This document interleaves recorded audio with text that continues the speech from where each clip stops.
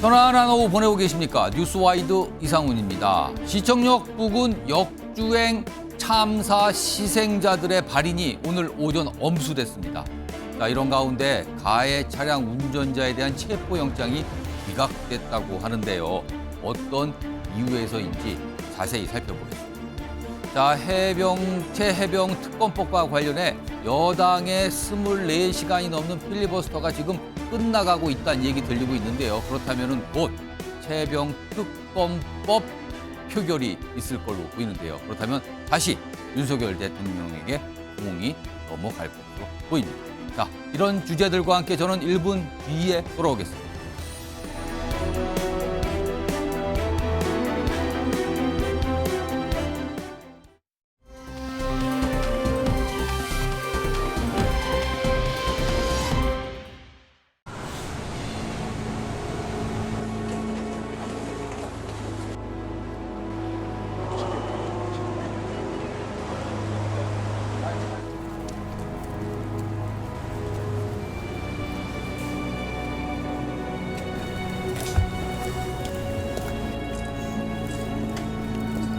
저희 형이 너무 좋아하는 곳이었어요, 여기. 너무 감사드립니다.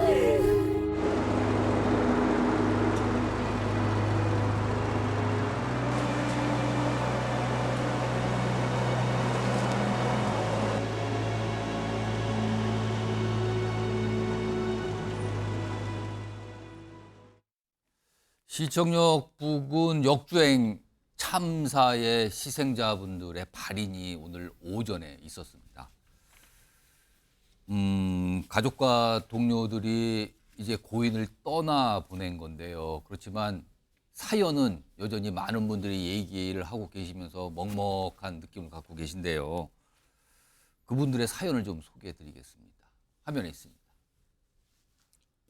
가족 친구와 영원한 작별 오늘 했습니다. 그리고 많은 분들 9분이 희생이 됐지만 그분들 하나하나 다 사연을 갖고 있거든요. 근데 여기 대표적으로 한 4가지 정도가 많은 분들이 얘기를 좀 하시는데 이달의 우수팀 상을 받았어요. 서울시청 팀장 얘기입니다. 그리고 딸바보로 알려지고 있습니다. 그리고 그 옆에는요. 효자로 소문이 자자했다고 그러고요. 그리고 자녀들에겐 따뜻했던 아버지, 가장이었는데 50대 가장입니다. 역시 오늘 가족들과 영원한 작별을 했고요.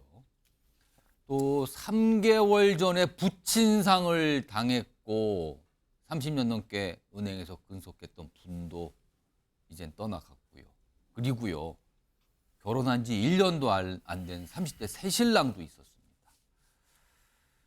자, 모두 안타까운 사연을 뒤로 남긴 채 오늘 발인이 있었습니다. 안지성 변호사. 예. 희생자들 각자의 삶과 사연이 알려지면서 많은 분들이 좀 먹먹해하고 계신데 사실은 우리 주변 곳곳에서 많이 계셨던 이런 분들 일상이 무너진 상태에서 이제는 고인이 되셨거든요. 이거 예. 좀 어떻게 봐야 될까요? 이거?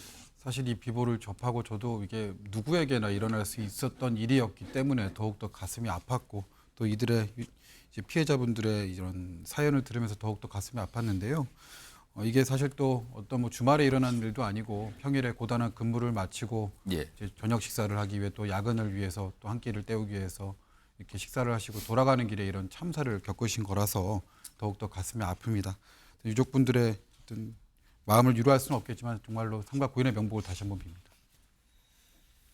많은 분들이 지금 그 참사 현장을 찾아서 조화를 놓고 뭐 술들로 따라 놓으신 분도 있고요. 애도하고 있고 이런 모습들이 지금 이어지고 있다고 합니다.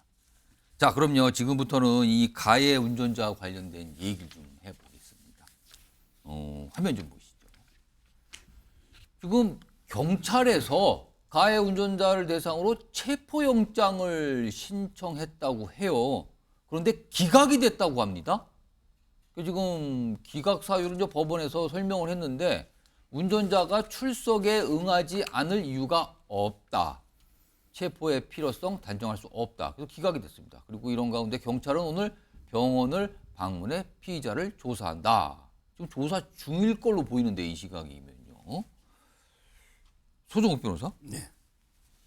체포영장이 신청이 됐고 또 근데 이게 기각이 됐다는 거 이거 어떻게 봐야 됩니까? 체포영장은 이제 그 구속영장하고 틀려요. 예. 구속영장은 이제 그 죄를 범하였다고 볼 만한 상당한 이유 하고요. 예. 그다음에 그 증거인멸하고 도주 우려거든요. 예. 구속영장은. 예. 근데 체포영장은 그게 아니고요. 예. 요건이 형사법 200조 2에 보면 요건이 두 개예요. 예. 죄를 범했다고 의심할 만한 상당한 이유. 예. 이거는 이제 똑같아요. 어. 아마 이 사건은 이제 급발진인지 아닌지 논란이 있고요. 또 급발진을 하더라도 이게 범죄가 면책되는 건 아니에요. 예. 여러 가지 이제 그 해피 운전 또 의무가 또 있거든요. 지금 너무나 큰 피해와 참사를 만들었거든요, 지금. 그래서 저는 이제 죄를 범했다고 볼 만한 이유는 있다고 봐요. 개인적으로는. 예. 근데 그 다음 요건이 출석 요구에 응하지 않거나 예. 응하지 않을 우려가 있어야 돼요. 근데 응하지 않은 건 아니잖아요. 아, 지금 입원 상태잖아요. 예. 그러니까 응하지 않을 우려가 있어야 되는데 판사님이 볼 때는 지금 이제 병원에 치료 중에 있고 예. 거기에 경찰이 건적 경호를 하고 있어요. 이미 뭐 도주하거나 이건 불가능하죠. 예. 따라서 이제 그 불험하게 치료 끝나면 올 텐데 굳이 체포영장을 굳이 할 필요성이 있냐? 이랬을 때 그 기각한 건데 제가 보기에는 결론적으로 이게 경찰이 좀 보여주기로 청구한 게 아닌가. 아, 체포영장을 엄정히 대응한다는 신청하는 게 좀 엄정히 수사하고 뭔가를 들여다보겠다 이런 의지를 나타내는 게 이 체포영장 신청으로 나타났다 이렇게 보시는 겁니까? 의지라기보다는 이게 국민한테 뭔가 보여주기 한 게 아닌가. 좀 이게 비판적으로 보면. 그러면 굳이 지금 그럴 상황이 아니거든요. 그러니까 체포영장이 신청됐다는 게 약간 이례적이라고 판단하시는 거예요, 그러면? 그렇죠. 이분이 치료 중에 있고 경찰이 다 이게 그 어떻게 보면 이게 근접으로 다 이게 경호를 하고 있잖아요. 예. 그러면 이게 그 굳이 이 영장이 필요가 없는 영장인데 아마 이제 그 저는 경찰이 뭐 최선을 다하고 있는 것처럼 국민한테 예. 이런 이제 의도를 하니까 법원에서는 원칙에 따라 기각한 거죠. 체포영장이 기각이 됐고요. 뭐 그런 상황에서 뭐 경찰이 오늘 병원을 직접 찾아가서 지금 조사를 하겠다고 알려졌는데 지금 아마 조사가 진행 중일 걸로 보여요. 지금 이런 상황입니다. 자, 이제 경찰의 조사 관련돼서 사실은 여러 가지 좀 얘기가 나오고 있습니다. 왜냐면요. 원래 처음에 내놨던 설명이 약간 정정이 되는 경우, 약간 다르게 또 설명이 되는 경우, 이게 좀 나타나고 있거든요. 우선 이게 며칠 지났는데요. 음주 조사 여부에 대해서 뭔가 설명한 게 있었거든요. 이게 한 며칠 지난 겁니다. 먼저 그 얘기부터 들어보겠습니다. 그럼 음주 검사는 하셨어요? 기초적으로 음주 여부에 대해서는 다 진행을 했고 음주는 안 하는 것으로 저희들이 알고 있습니다. 일단 사고가 나고 그 이후에 나왔을 때는 현장에서 바로 음주 검사를 해봤는데 뭐 측정이 안 됐다 이렇게 알려졌었거든요. 근데 지금 다시 나온 설명 그게 아니더군요. 화면 보겠습니다. 지금 밑에 아래쪽인데요. 사고 현장에서 운전자 음주 감지 뭐 검사를 했다 이렇게 알려졌는데 다시 이제 언론에 보도를 통해 나오는 거는 현장에서 한 게 아니래요. 운전자가 부상 및 호흡곤란으로 병원으로 가서 음주 검사 진행했다. 그러니까 지금 이 사고는 밤 9시 30분 조금 못 돼서 났잖아요. 근데 지금 현장에서 음주 검사했다니까 바로 사고 나고 바로 즉각적으로 검사한 걸로 아는데 실제로는 병원으로 이송이 돼서 뭐 그날 11시가 넘어서 뭐 시간이 좀 몇 시간 지난 뒤에 했다 그러잖아요. 일단 설명이 뭔가 다릅니다. 근데 앞서서는 스키드 마크, 이른바 브레이크가 작동해서 이 타이어 자국이 길에 나는 거잖아요. 이게 확인됐다고 했는데 한 50여 분 지난 뒤에 아닙니다. 그거 부동액 등 유름물 흔적, 그러니까 기름 흔적이라는 거죠. 차에서 나온 기름 흔적. 이렇게 또 정정을 했어요. 이거 안유성 변호사. 예. 스키드 마크 건도 그러더니 이거 음주 검사도 약간 설명이 달라집니다. 이거 매우 중대한 사안인데 이건 조금 이걸 어떻게 봐야 됩니까? 일단은 뭐 국민의 알 권리 충족, 일단은 많은 여론들이 집중이 되어 있는 사건이기 때문에 예. 알 권리 충족 차원에서 이제 수사 당국에서 이런 수사 진행 상황을 언론을 통해서 이제 브리핑하는 취재에서 이런 일들이 일어난 것 같습니다만 사실은 이제 지금 가장 큰 피해자는 이 유족분들 아니겠습니까? 또 사고 예. 당사자도 있겠지만은 예. 그 유족분들께서 이러한 수사기관의 행보 하나하나에 대해서 상당히 좀 예민하게 그리고 그렇죠. 정말로 지금요. 깊이 있게 관찰을 하고 계실 텐데 이러한 좀 뭐랄까 좀 신중하지 못한 이런 브리핑 자체가 이 사건의 프레임 자체를 좀 잘못하면 좀 흔들 수도 있거든요. 아니 경찰이면은 사실 교통사고 조사의 전문가인데 특히 스키드 마크를 기름 흔적과 혼동했다? 네. 그러니까 이게 어떻게 보면은 뭐랄까 여론에 너무 압박을 못 이긴 나머지 조금 성급한 수사 행보를 보이고 있는 것이 아닌가 하는 안타까움이 있습니다. 그리고 음주운전 그 음주 측정과 관련해서도 예. 방금 이제 현장에서의 그 인터뷰를 보게 되면 예. 직접 이제 현장에 출동한 어떤 경찰 신무자가 아닌 그 윗직급의 어떤 팀장급이 인터뷰를 한 것으로 보이는데 그럼 약간의 그러면 실제 상황에 대한 보고 과정에서 약간 예. 뭔가 실수가 있거나 잘못 이해를 했거나 뭐 이럴 수 있다는 겁니까? 그랬을 것 그러면? 같습니다. 아마도 이런 아무래도 대형 인명피해가 난 사건이기 때문에 예. 보통 이제 이러한 인명피해가 난 교통사고의 경우에는 그 자리에서 즉시 이제 음주 검사라든가 아. 약물 검사가 이루어지니까 의뢰 당연히 했을 것이고 그와 관련해서 다른 특별한 보고를 받지 못했으니 음주 정황은 없는 것으로 보인다. 이 정도의 얘기를 조금 농축되게 얘기하다 보니 저런 좀 오류가 발생한 것 같습니다. 사실은요, 음주권도 사실 이런 사고가 발생하면 굉장히 중요한 조사 대상이잖아요. 그리고 스키드 마크는 지금 이게 급발진인가 아닌가가 굉장히 관건인 이 사고이기 때문에 브레이크 작동 여부와 관련돼 있기 때문에 이것도 굉장히 민감한 사안입니다. 그런데 이게 정정이 되는 일이 있었거든요. 그래서 여러 가지 약간 좀 뒷말이 좀 나오고 있는데요. 이런 상황에서 지금 운전자는 어떤 상태인지 많은 분들이 또 궁금해 하시고 얘기도 좀 나오고 있는데요. 우선 관련 내용 화면으로 정리해 봤습니다. 이게 한 가지인데요. 일단 사고잖아요. 교통사고. 그렇다면 이제 보험사가 나서야 되는 상황이거든요. 워낙 피해가 컸기 때문에. 그런데 이게 어제 상황인데요. 지금 병원에서 입원 치료 중인 이 운전자. 자동차 보험 회사 측 관계자의 방문을 거절했다는 얘기가 지금 나옵니다. 그래서 이제 보험회사 측 관계자의 설명은 이래요. 보험 처리를 위해 사고 내용을 알아야 하는데 연락도 잘 안 되고 전달받은 내용도 없어서 병원에 직접 갔다. 근데 면회도 다 거절당하고 운전자 얼굴도 못 봤다라는 얘기예요, 지금.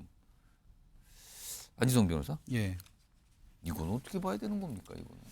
사실 뭐 정확한 상황 파악이 먼저 선행이 되어야겠지만 일단은 좀 아쉬운 부분이 이러한 인명피해, 이제 사망자가 좀 다수 일어난 중대 피해 사고이기 때문에 예. 일단은 뭐 누구의 잘잘못을 따지기 전에 피해 회복, 피해 처리가 사고 처리가 먼저거든요. 예. 그렇다고 한다면 일단은 나중에 누구한테 구상 의무를 부담케 하더라도 일단은 보험사를 통해서 이제 피해자들이 뭐랄까 선제적인 피해 배상을 받도록 하는 것이 그렇죠. 적정함에도 불구하고 일단 사실은 예. 고인이 되신 분들은 가족들이 좀 보험회사 측하고 뭔가 얘기를 해야 되고요. 예, 그리고 예. 부상을 입으신 분도 치료를 받는 과정에 보험회사 얘기를 해야 되잖아요. 네. 근데 그럼 이게 어떻게 되는 겁니까? 네, 지금 알려진 바에 따르면 사실은 사고 당시 충격이 워낙에 컸기 때문에 그 예. 가해 운전자도 부상이 좀 상당하다라는 말도 나옵니다. 그래서 사실 정확한 어느 정도 다쳤는지 뭐 일상생활이 가능한지 아니면 예. 언어적인 진술이 가능한지 부분이 확인이 안 된 부분이라서 그러한 사정으로 사실 보험사의 어떤 이런 면회를 거절한 것이 아닌가 하는 생각도 들고요. 다만 이제 또 오늘 조사가 진행된다고 하니 그 정도는 또 아닌 것 같다는 생각도 들어서 일단 경찰 조사가 오늘 오후에 뭐 한 서너 시 경에 방문해서 진행될 거라고 알려지는데 아마 지금 시간쯤은 조사가 진행되고 있는 걸로 봐야 될 거거든요. 예, 예. 그런 부분들을 고려한다면 사실 그런 컨디션이었다면 보험사를 먼저 만나서 어쨌든 피해 회복에 대한 논의가 먼저 있었어야 되는 것이 아닌가 하는 안타까움이 있습니다. 물론 운전자도 부상 상태가 좀 있는 걸로 지금 뭐 여러 가지 이제 골절상을 입은 걸로 이렇게 알려지고 있어서 힘들 수도 있지만 일단 워낙 큰 대형 사고라서요. 이거 많은 분들이 좀 약간 관계돼 있거든요.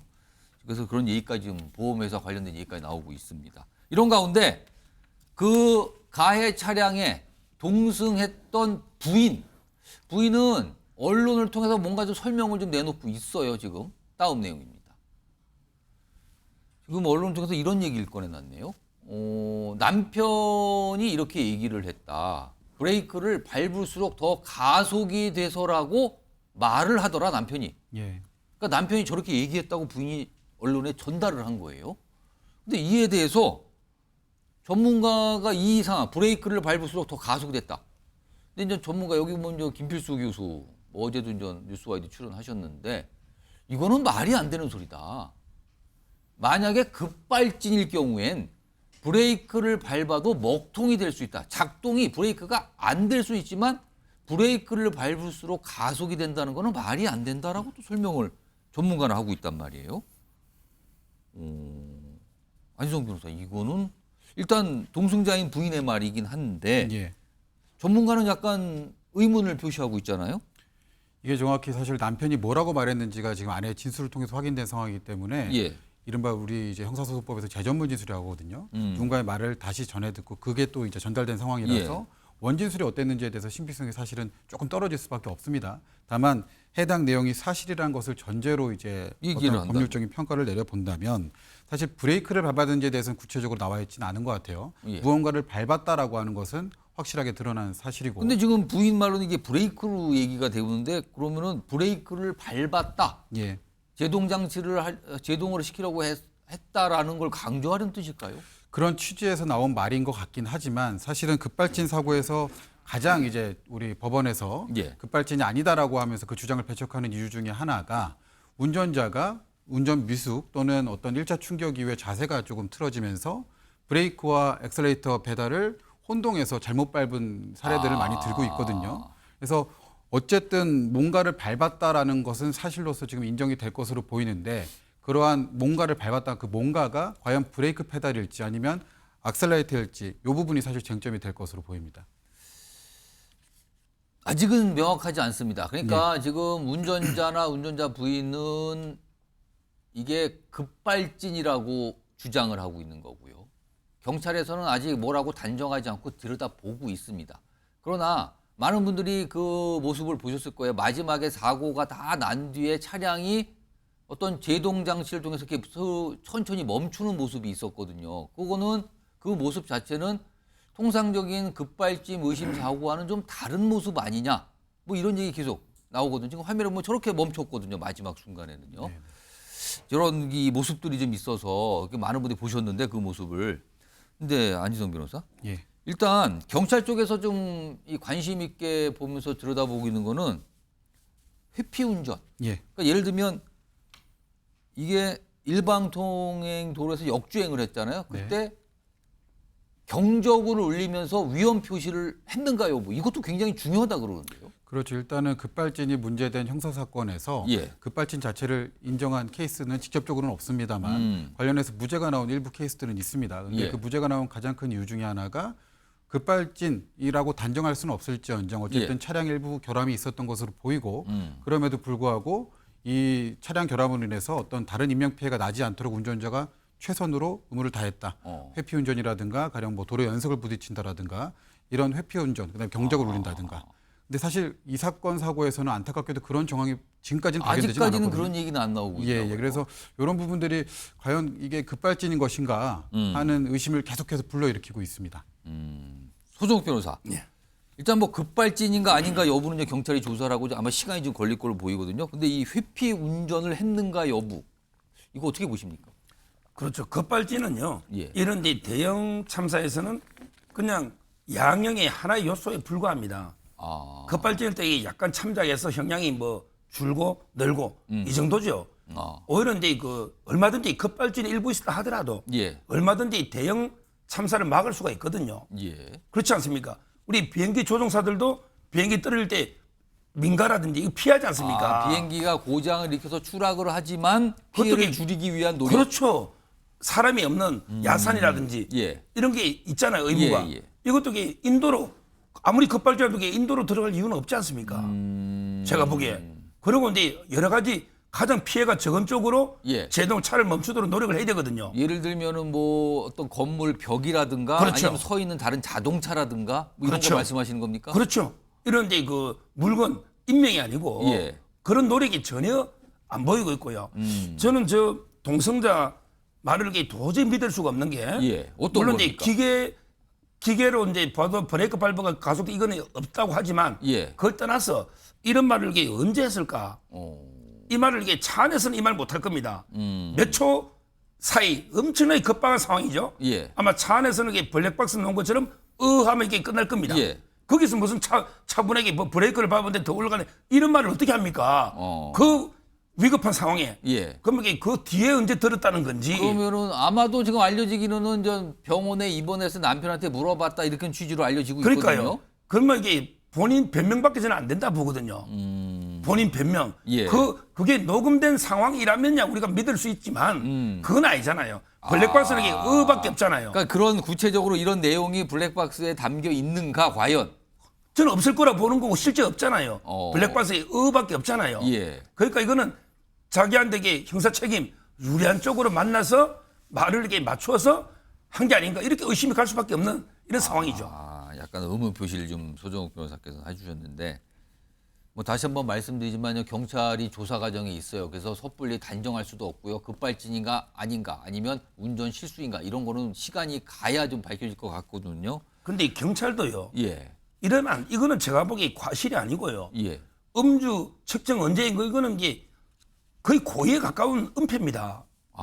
그렇게 그게 보십니까? 아니 시점이 얼마나 중요합니까? 시간에 따라서 예, 브리핑할 때는 이게 정확하게 해야 되고요. 예, 신속하게 해야 되는데 그리고 이제 그 아까 스키드 마크 있죠. 예. 이것도 이게 전문가가 구별을 못한다는 건 납득이 안 돼요. 제가 몇 명 물어봐도 납득이 안 됩니다. 뭐 그냥- 타이어가 이게 마모된 그거 흔적하고 어떻게 이걸 착각할 수 있죠? 뭐 공통점이라면 그냥 검은 색깔이 난다는 건데 그걸 혼동을 했다 그걸 이건가요? 이게 전문가가 혼동해서 이게 저는 정정한다는 게 제일 중요한 부분이잖아요. 예, 예. 그래서 이게 경찰이 저는 도저히 납득이 안 되고 좀 더 경찰이 예. 신속하면서도 이게 정확하게 좀 브리핑을 해야 된다. 이렇게 비판받고 오늘 체포영장도 아까 제가 보여주기 쇼라 했잖아요. 예. 이게 문제가 있어요. 종합적으로. 안희정 변호사. 예. 그리고요, 지금 이 운전자분, 지금 입원 중인 이 운전자분은 뭐 과거 이제 버스 운전을 하셨고 지금도 버스 운전을 하고 계시고요. 네. 그래서 서울 지리를 굉장히 잘 알고 있다 이렇게 알려지고 있거든요. 예. 근데 지금 역주행 참사란 말이에요. 이건 예. 어떻게 봐야 될까요? 사실 이게 급발진이 먼저 이루어졌고 예. 그 과정에서 운전을 제대로 이제 조작하지 못한 나머지 역주행으로 들어간 것인지 예. 또 아니면 역주행이 먼저 이루어진 다음에 급발진이 일어난 것인지 만약에 급발진이라고 한다면 그 이제 선후 관계가 먼저 좀 자명하게 밝혀져야 될 필요성은 있습니다만 예. 이게 급발진이 아니다라고 이제 주장하시는 그렇게 판단하시는 분들이 가장 대표적인 논거로 내세우는 게 예. 이렇게 서울 시내 지리가 밝은 이 시내버스 운전자가 그 부분을 자체를 잘못 들어간 것 같다는 자체가 운전 미숙 어떤 당시의 상황 판단 능력이 조금 더 결여되었다는 것이 아닌가 하는 점에 대한 반증 아니냐 이런 의견들을 많이 내놓고 계시거든요. 예. 그래서 근데 그 선후 관계가 좀 어떻게 좀 먼저 좀 구체적으로 밝혀져야 될 것으로 보입니다. 그러니까 왜 역주행을 하게 됐는가? 그리고 그 과정에서 회피 운전은 있었는가? 그리고 더 근본적으로는 급발진이 정말 있었는가? 경찰에서 확인을 시켜줘야 될 게 많이 있네요, 지금. 이런 상황입니다.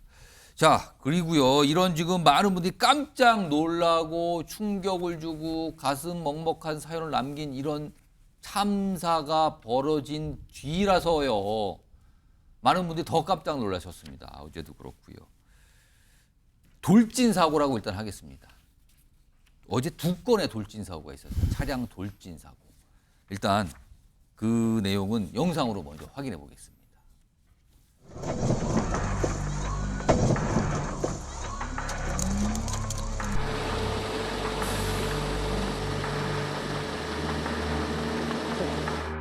경음 소리 막 왱하고 경음 소리가 났어. 어떤 상황이었는지만 좀 들려주실 수 있을까요? 그 중간에서는 어떤 말씀을 하셨어요?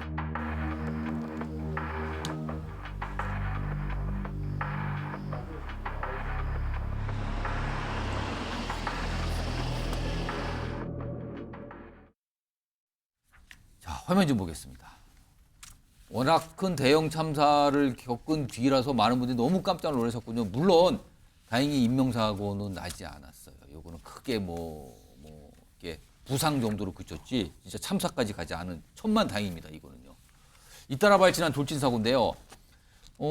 택시입니다. 70대 택시기사 구급차를 들이받은 후에 응급실 외벽을 받았어요. 돌진한 거죠. 근데 본인은 주장하기를 급발진인 것 같다고 주장을 하고 있거든요. 그런데 안희정 변호사, 예. 마약 간이 검사에서 양성이 나왔다고 해요. 네네. 근데 이분은 지금 무슨 이 처방받은 약을 먹어서 그렇다 이렇게 설명을 하는데 이거 약을 평소 약을 먹었는데 마약 양성 반응이요? 이거 어떻게 이런 경우가 있습니까? 네, 일단 말 그대로 간이 시약 검사기 때문에 이 자체로 예. 증거 능력은 없습니다만 아, 실제로 저희가 병원에서 처방하는 약물 중에 상당수가 향정신성 의약품입니다. 그리고 그런 것이 어떤 의사의 처방전을 통해서 구해지지 않을 경우에는 그게 마약류 관리법에 따라서 처벌을 받는 거고요. 예. 그래서 이제 해당 운전자가 사실은 어떤 약물을 복용했는지는 추후에 해당 운전자가 진단서 등을 수사기관에 제출하면서 밝혀져야 할 부분이지만 예. 일단은 뭐 감기약 같은 경우도 마약 순번이 좀 들어 있습니다. 그래서 뭐 꼭 우리가 흔히들 생각하는 뭐 필로폰이라든가 뭐 케타민이라든가 이런 걸 꼭 먹지 않더라도 감기약 중에서도 일부를 복용했을 경우는 그게 양성이 나오는 경우가 예. 있다는 겁니까? 양성이 나올 수 있습니다.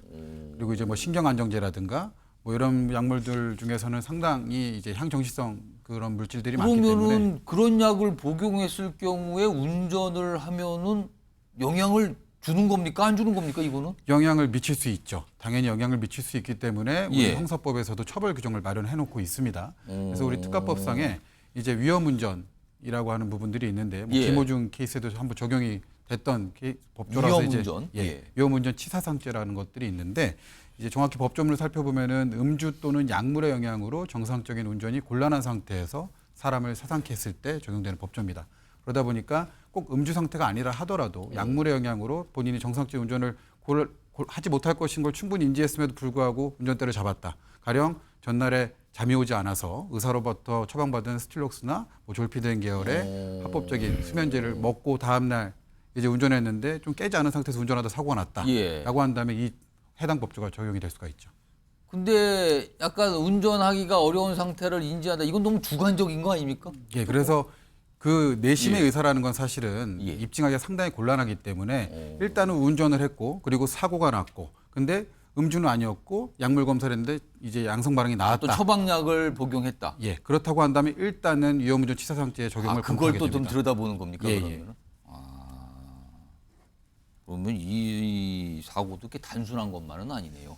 지금 또 다른 사고 있었거든요. 그 화면 다시 한번 불러오죠. 그 오른쪽에 이제 또 설명이 되는데 이게 같은 날 또 다른 사고는 뭐냐면요. 이게 서울 강남의 한 어린이집인데 70대 남성 운전자 그리고 한 골목서 주차된 차량 어린이집 외벽을 연달아 들이받았다. 그러니까 차량이 이제 어린이집 외벽을 들이받은 거예요. 이것도 뭐 천만다행으로 무슨 뭐 큰 사고로 가지는 않았지만 운전자 동승한 배우자가 병원에서 치료 중인데 이건 또 음주운전은 아닌 걸로 좀 판명이 됐다고 합니다. 손정 변호사, 지금 이 돌진 사고요 공통점을 보면 70대 운전자거든요. 그래서 또 이게 나오는데 얘기가 고령 운전자 문제가 또 있는 거 아니냐 이 얘기가 또 나오거든요. 근데 요즘에 워낙 이 장수 시대라서 70대 운전자 이거 어떻게 봐야 되는 겁니까? 그럼 이걸 저 통계를 보니까 이제 그 65세 이상 고령자 사고가요. 예, 작년, 재작년 연속적으로 14%씩 예, 엄청나게 증가를 하고 있고 아. 지금은 이제 65세 이상이 현재는 이제 그 438만 명인데 예, 조만간 이제 2030년 가면 725만 명 아, 이렇게 기하급수로 늘어날 겁니다. 고령화 사이에. 예, 참 이게 어려운 문제인데 예, 제가 생각하는 건 이게 일률적으로 이게 금할 수도 없잖아요. 이것도 권리잖아요. 기본권. 그렇죠. 그래서 이제 그 제가 생각하는 해법은 예. 혜택을 주면서 예를 들어 이제 고령 운전자들이 면허증을 반납을 한다. 예, 그러면 이게 교통 카드라든지 예, 그러면 이게 혜택을 대신 주면 자진해서 이게 위험한 운전보다 예. 내가 이제 그 교통카드로 지하철이나 지금도 다른 곳에 사실은 반납을 있죠. 하면 주군 있어요. 예, 예. 그걸 이게 좀 더 확대. 예, 그 혜택을 좀 더 준다는 거죠. 지금은 10만 원 뭐 이런 식으로 이게 메리트가 그러니까 약간 없잖아요. 유인책이라고 하기엔 좀 미미하다는 겁니까? 그러면 그렇게 원래는 이게 강제로 금할 수는 없으니 이런 걸로 이게 좀 줄이는 방법이 있을 거고. 혜택의 규모를 좀 키워야 되는 거 아니냐? 예. 그래서 자진적으로 이게 반납하도록. 어. 그 외에는 이제 뭐 적성 검사를 계속 갱신할 때마다 지금은 이제 형식적으로 하는 게 많잖아요. 예. 좀 철저하게 그걸 강화한다든지 이런 데 있고 좀 대책은 필요한 걸로 보입니다. 사실은 저 장수 시대로 접어들었기 때문에 많은 분들이 뭐 70 이상이 되셨지만 운전도 잘하고 계신 분들이 많이 계시거든요. 그래서 이걸 일률적으로 문제다 아니다를 하기가 참 어려운데 아무튼 최근에 나온 돌진 사고 또는 뭐 급발진이라고 주장하는 사고들을 보면은 연령대가 상대적으로 굉장히 높으신 운전자들이거든요. 그래서 이거를 어떻게 봐야 되나 이게 이제 고민입니다. 지금 많은 분들이 이 지점에 대해서요. 알겠습니다. 자, 다음 내용을 좀 넘어가 보겠는데요. 김우중 씨, 가수 김우중 씨 관련된 내용이 좀 며칠 사이에 좀 들리고 있네요. 뭐 변호인과 좀 관련 있는데 먼저 영상으로 먼저 만나보겠습니다. 물론 김호중 씨가 유명 가수인 관계로 사회적 공인 관계로 국민들한테 직접 사과를 하고 고개를 숙이는 게 마땅하나 본인의 아직 사정이 여의치 않은 겁니다. 널리 양해해 주시기 바랍니다. 오늘 조사 5시에서 6시 정도에 이미 끝난 걸로 알고 있는데 이렇게 늦어지신 이유는 혹시 오늘은 거기까지 좀 해주시죠. 예, 죄송합니다.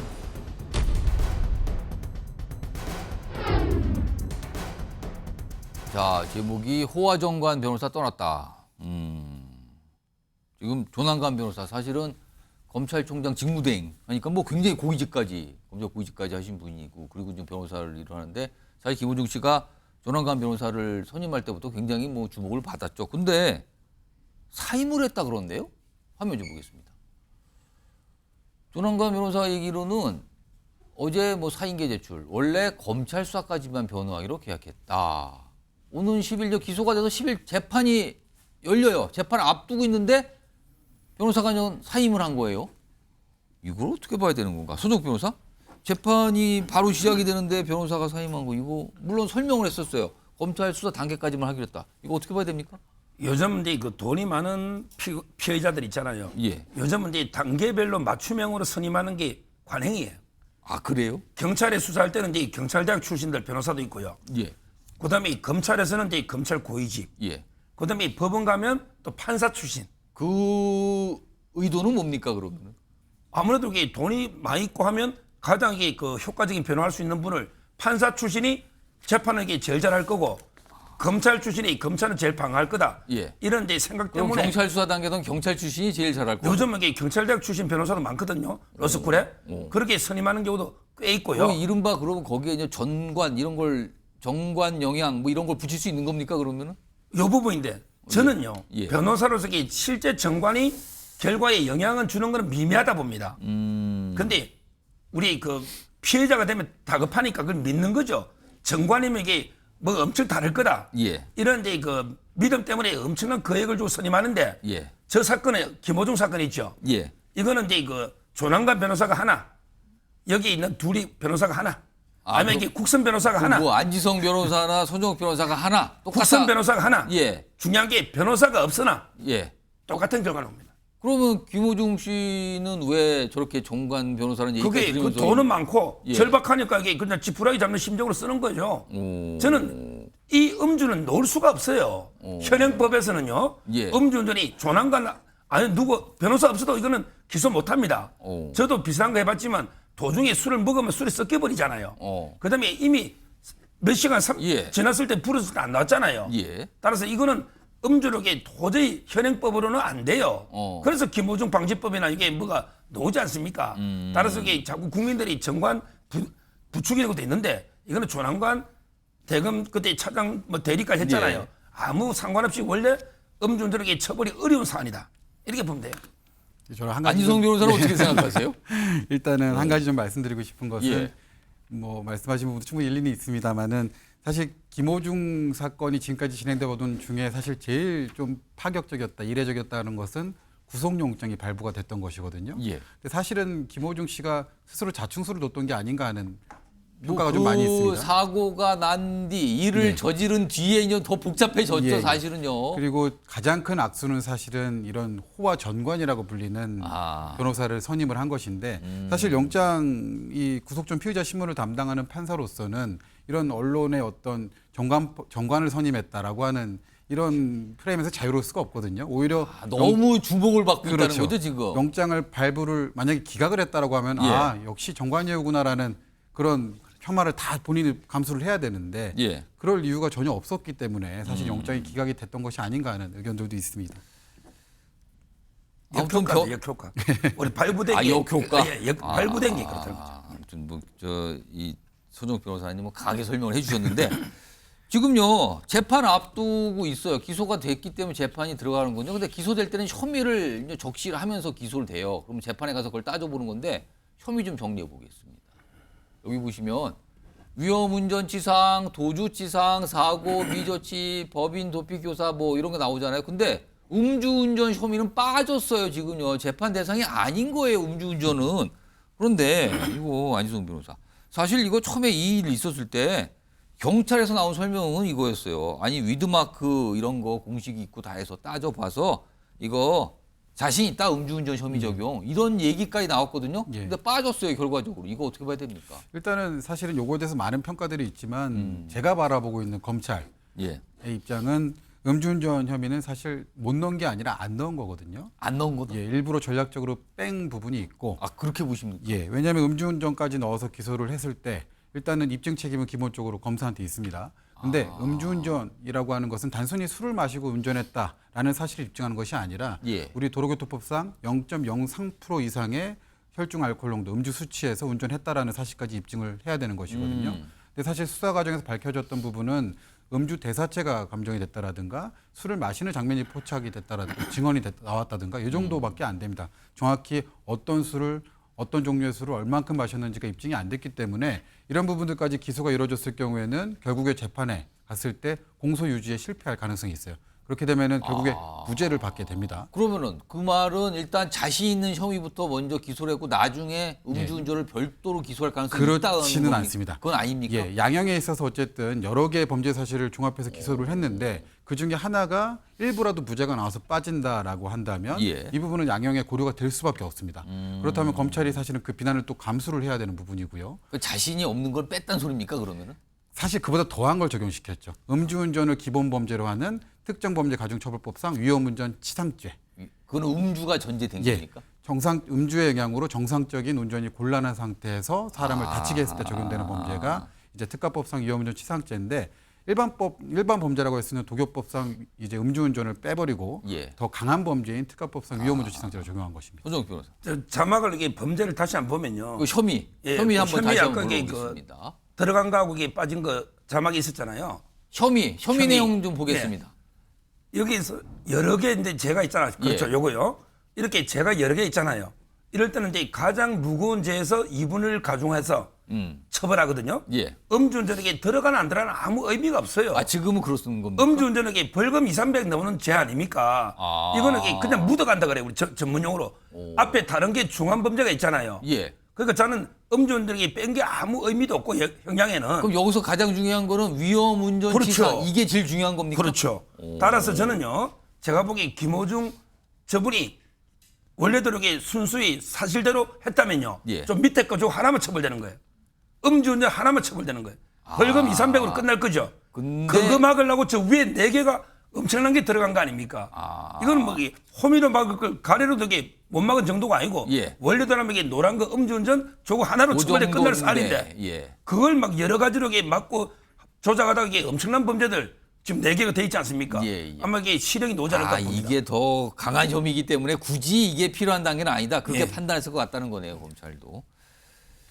마지막으로 안지성 변호사. 예. 지금 김호중 씨 10일 전 재판 일정이 잡혀 있는데 탄원서가 많이 제출되고 있다 그래요. 그러니까 김호중 씨에 대한 선처를 호소하는 탄원서겠죠. 예. 근데 이게 어떤 재판이나 양형에 좀 영향을 줍니까 그러면? 사실 뭐 이거는 저희 의뢰인들도 많이 궁금해하는 부분인데 예. 이 재판부에서 사실 바라보는 양형 요소는 딱 하나입니다. 재범의 위험성.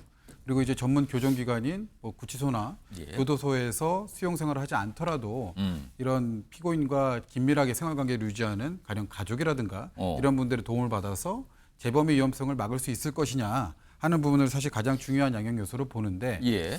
사실 팬들 너무나 열렬한 지지를 보내고 있죠. 근데 그 지지가 사실 좀 지나치다 보니까 지금 사실은 수사 물론 일부 팬에 한정된 얘기입니다만 예. 수사 과정에서 사실 그런 부분들 때문에 또 여론이 좀 이제 비난도 받지 않았습니까? 그래서 이런 부분들이 어느 정도에서는 사실은 좀 긍정적인 효과를 기대할 수 있겠습니다만 예. 너무 과하다라고 한다면 사실 우리 재판부 또 많은 부담을 느낄 수밖에 없기 때문에 굉장히 또 주목받고 있단 예, 말이에요. 예. 그래서 적정선에서 유지되는 것이 좋지 않을까 하는 생각이 듭니다. 알겠습니다. 김호중 씨 변호인과 관련 얘기까지 좀 전해드렸고요. 다음 주제 준비되어 있는데요. 먼저 영상으로 만나보겠습니다.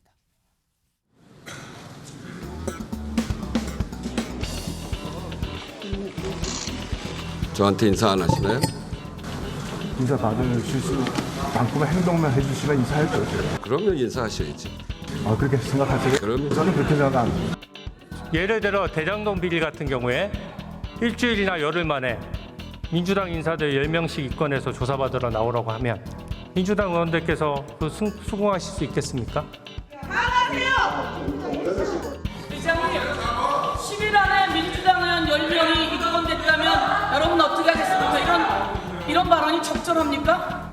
언론 보도를 통해 프레임이 씌워지고 있는 형국인데 피고발인은 부장님 죄송하지만 양해해 주시면 잠시 화장실 좀 다녀오겠습니다.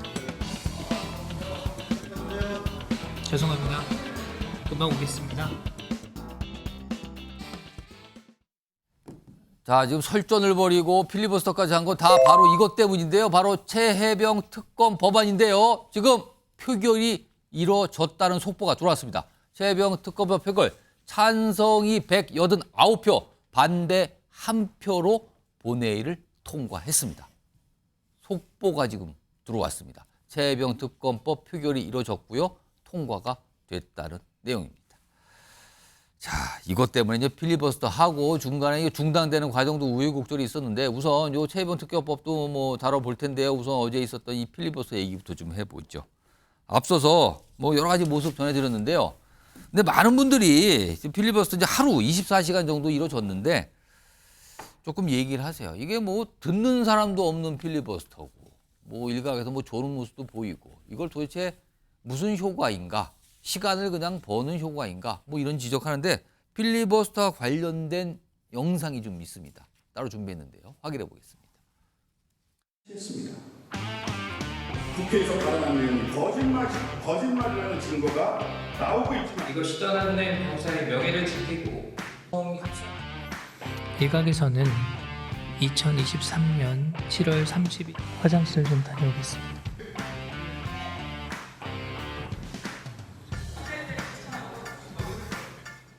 그런데 특검이 필요한 이유 한 가지 더 말씀드릴게요. 이 번호는요. 핸드폰 가져오세요. 압수했어요. 그랬더니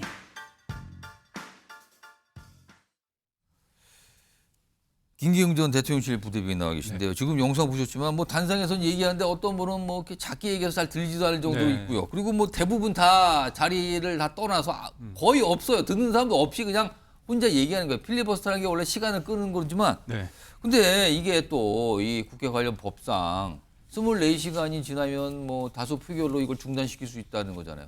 그렇다면 결국은 딱 하루 그냥 시간 더 보내는 의미밖에 없다는 건데 이 필리버스터는 왜 하는 겁니까? 지금? 저 앵커께서 말씀하신 것처럼 어떻게 보면 큰 힘을 발휘하지 못하는 현실이 있습니다. 여소야대 국면에서 192대 108이거든요. 그렇다면 여당 입장에서는 우리의 어떤 이 절실함과 이게 통과되면 안 되는 이유에 대해서 얘기를 해야 되는데 국회 내에서는 수적 우위가 수적 열세기 때문에 이 부분이 안 되고 있거든요. 무엇보다도 국회의장이 어떤 균형감을 가지고 뭔가 한쪽에 쏠리지 않은 상태에서 진행을 해야 하는데도 불구하고 대정부 질문이라는 어떤 이유를 해서 여야를 모이게 한 다음에 결국은 상정하지 않았습니까? 어제 같은 경우는 대정부 질문보다도 맞습니다. 먼저 상정을 했다. 그걸 또 여당에서 막 반발한 맞습니다. 거죠. 그렇기 때문에 이런 부분의 문제점이다. 아니면 그 특검의 어떤 불합리한 부분에 대해서 독소 조항, 특히 무엇보다도 특검의 대상과 시기나 범위 그리고 주체 또한 민주당과 조국 혁신당이 원하는 사람이 되는 독소장 일방적인 어떤 이런 부분에 대해서 얘기를 해야 되는 거거든요. 근데 제가 좀 보면서 아쉬운 건 뭐냐면 이런 절실함은 국회 내에서 하지만 그걸 바라보는 거는 국민 아닙니까? 그렇습니다. 결국 필리버스터라는 24시간의 제한된 시간 안에서 우리의 어떤 목소리를 절박하게 호소를 해야 되는데 제가 어제 보면서 말씀하신 것처럼 저거 왜 했지? 그런 생각이 들 정도로 아니 물론 필리버스터가 시간을 보내는 게 주목적이긴 하지만 말씀을 계속하는 거잖아요. 그럼 듣는 분이 있어야 되는데 맞습니다. 거의 없어요. 그러니까 그 듣는 부분에 있어서도 여야가 있을 때 뭐 이거를 단순하게 동지애라고 볼 수 없는 거 아닙니까? 국민이 보고 있기 때문에 자당 의원이 필리버스터를 한다면 여당 의원 입장에서는 충분히 듣고 그거에 대해서 호응도 해주면서 야당이 문제 제기할 때는 좀 방어도 해주고 그런 어떤 그걸 동지애라고 말할 수 없는데요. 저는 그걸 넘어서 국민들이 이 사안에 대해서 엄중하게 바라보기 때문에 그런 절실함이나 절박함이 되게 결여된 상황이었다. 그러면서 이러려고 하면 필리버스터를 하지 않는 게 낫지 않나 그런 생각까지 듭니다. 지금 그래서 이게 뒷말이 나는 게 이게 어제 낮 시간대 아니었습니까? 필리버스터가 이제 시작이 됐어요. 일찌감치 어제 한 4시 정부터. 근데 막 조는 분들이 이제 언론에 카메라에 포착이 되고 그래서 또 이게 여러 가지 뒷말이 나는데 우선 영상으로 좀 확인해 보겠습니다. 추천권이 없는 정당에도 최종적으로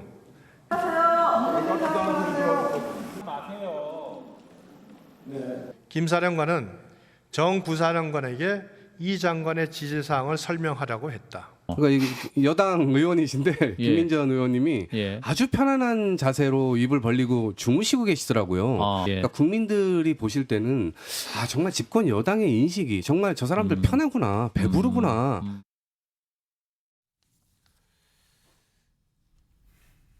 좀 순화시켜서 잠을 청하신 의원이 더 있을 수도 있지만 언론의 주목을 받는 게 두 분의 의원이잖아요. 화면으로 다시 한번 보겠습니다. 두 분. 저런 모습이 좀 언론 카메라에 잡혔어요. 김민전, 최수진 의원 잠든 모습이 포착됐다. 필리버스터 시작했어요. 어제 첫 주자가 유상범 의원이었거든요. 그러다가 이제 이런 얘기가 당에서 나왔나 봐요. 뭐 정정식 정책위 의장이 저런 얘기를 했다는데 아니 자는 사람 빼라. 그럼 약간 타박을 했다는 얘기까지 좀 뭐 들리곤 있는데 이게 이제 논란이 됐잖아요. 이거 뭡니까 이게 조는 게 그러자 본인들이 약간 해명, 약간 사과 발언을 합니다. 들어보시죠. 제가 무리를 일으켜서 너무 죄송합니다. 국민들한테 호소하는 자리에서 제가 너무 피곤해서 졸았습니다. 그거에 대해서 진짜 사과드립니다.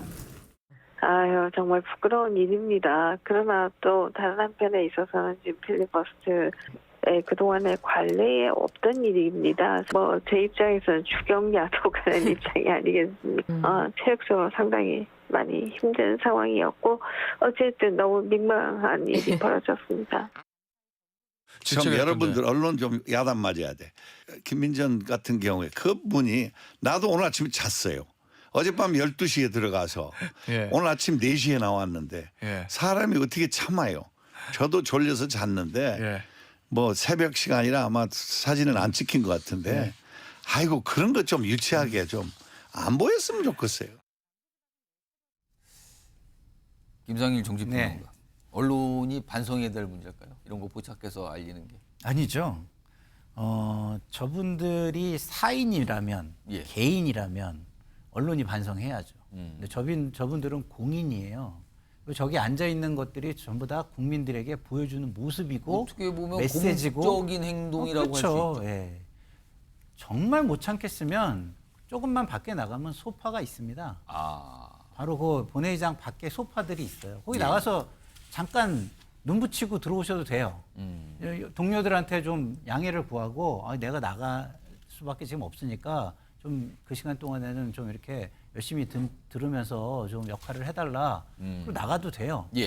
근데 공인인데 국민의 대표인데 국민들이 다 보고 있는 데서 저런 모습을 보인다? 요새 국회가요.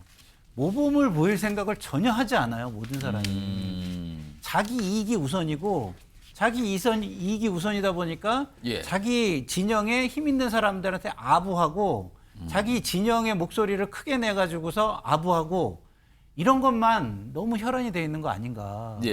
국민들은요. 정말 답답합니다. 저게 민의의 정당입니까? 아니면 서로의 이익을 위해서 싸우는 권력을 위해서 싸우는 격투장입니까?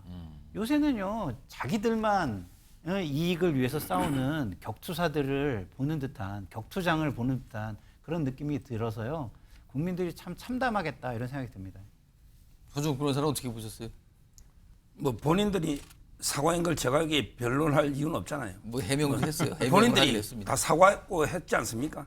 뭐 저는 뭐 앞으로 이게 좀 절박함 있게 처절하게 좀 싸워야 된다.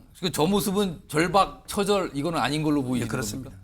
알겠습니다. 짧게 말씀하셨어요. 제가 드는 생각은 해명할 때 사과할 때 그 태도가 제가 볼 때는 너무 웃으시면서 하시는. 최수진 의원 말씀이신가요? 그리고 제가 볼 때는 이게 이렇게 졸 수 있거든요. 예, 예. 근데 시작하자마자 몸을 한쪽으로 40, 아예 자세를 예, 자세를 그렇게 하는 거 보면 예, 예. 저거는 졸려서 자는 것보다는 자겠다는 의지를 온몸으로 표현한 거 아닌가 싶기도 하고.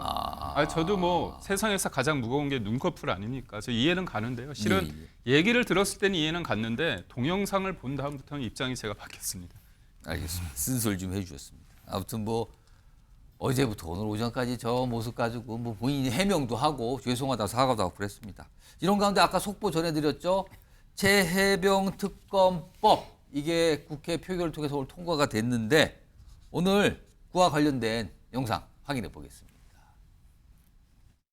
재석 190인 중 찬성 189인, 반대 1인으로서 순직 해병 수사 방해 및 사건 은폐 등의 진상 규명을 위한 특별검사의 임명 등에 관한 법률안은 법제사법위원회 수정안대로 가결되었음을 선포합니다.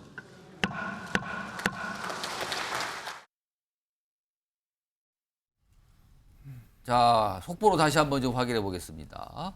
내용 보시죠. 자, 우선 찬성 189표 그리고 반대 1표로 본회의를 통과했다는 내용 나와 있고요. 그리고 지금 구체적으로 뭐 어떤 의원이 찬성했고 반대했다 이런 것까지 좀 알려지고 있거든요. 지금 그 내용이요. 그 내용은 속보 나온 대로 전해드리도록 하겠습니다. 자, 화면 좀 보겠습니다. 자, 그러면 이제 남은 과제가 있어요.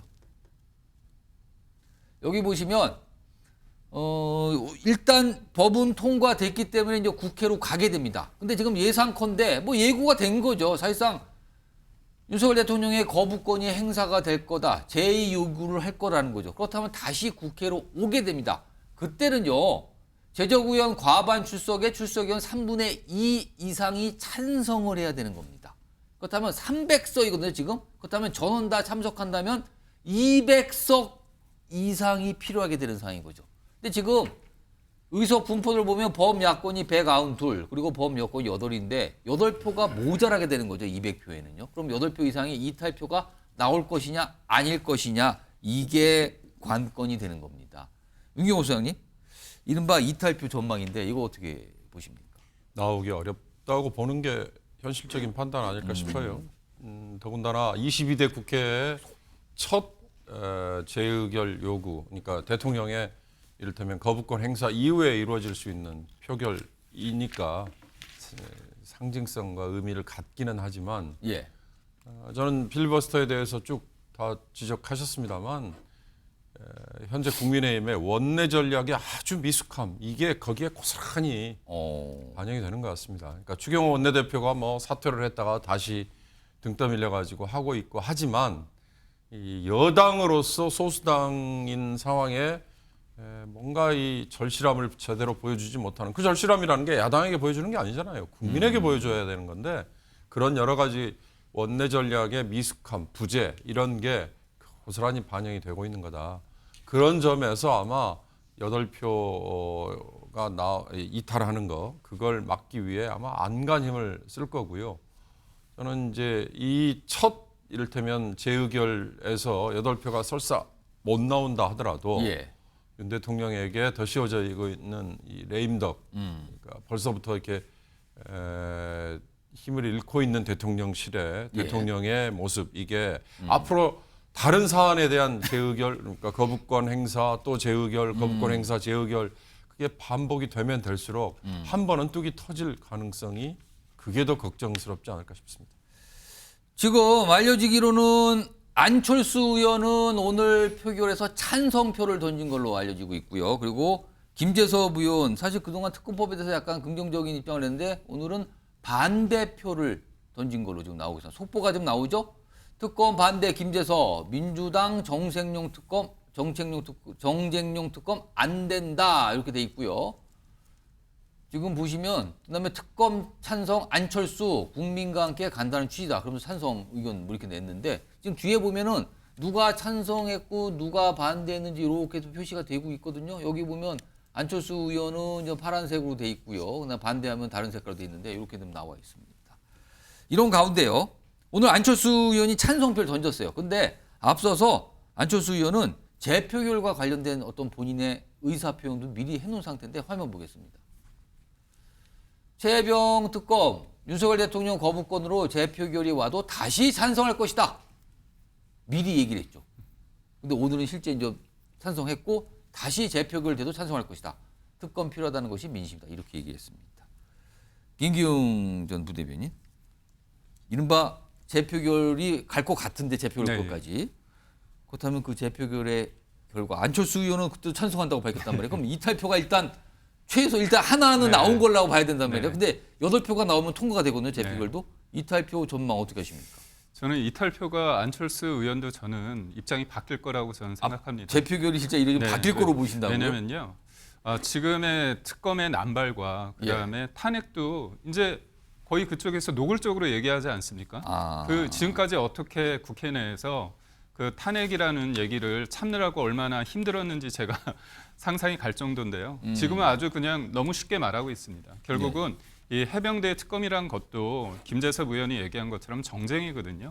진실 규명을 위해서는 공수처 수사를 기다리면 됩니다. 공수처 노무현 전 대통령이 약속을 했습니다. 그리고 상설특검이란 것도 있습니다. 그거는 상설특검법은 결국은 대통령이 거부하지도 못하거든요. 그러니까 본인들이 주장했던 공수처나 상설특검법 관련해서는 언급하지 않은 상태에서 특검을 밀어붙이는 건 결국 대통령을 향하고 대통령을 끄집어 내리겠다는 그런 정치적인 의도를 다 알고 있습니다. 그러니까 개별적인 특검을 넘어서 계속 이어지는 그런 일련의 흐름 속에서 이 하나의 특검만 가지고 생각할 수 없거든요.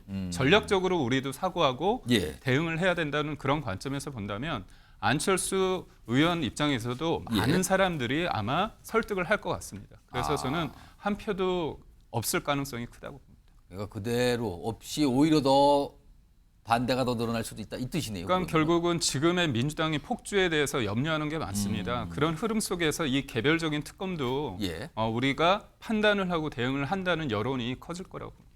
자, 지금 속보가 계속 나오고 있는데요. 지금 국민의힘은 계속 반발하고 있는데 추경호 원내대표 이렇게 얘기해요. 내일 국회 개원식인데 불참하겠다. 그렇다면 이른바 반쪽 개원식이 되겠네요. 그리고 대통령에게 불참을 요청하겠다. 이런 얘기가 나왔습니다. 더 있습니다. 속보. 계속 나오고 있어요. 여당의 불참 선언에 22대 국회 개원식이 연기입니다. 또 바로 연기 얘기가 나왔네요. 그리고 일정은 추후 확정되겠다. 그렇다면 또 그 사이에 또 어떤 협상 과정이 있을 건가요?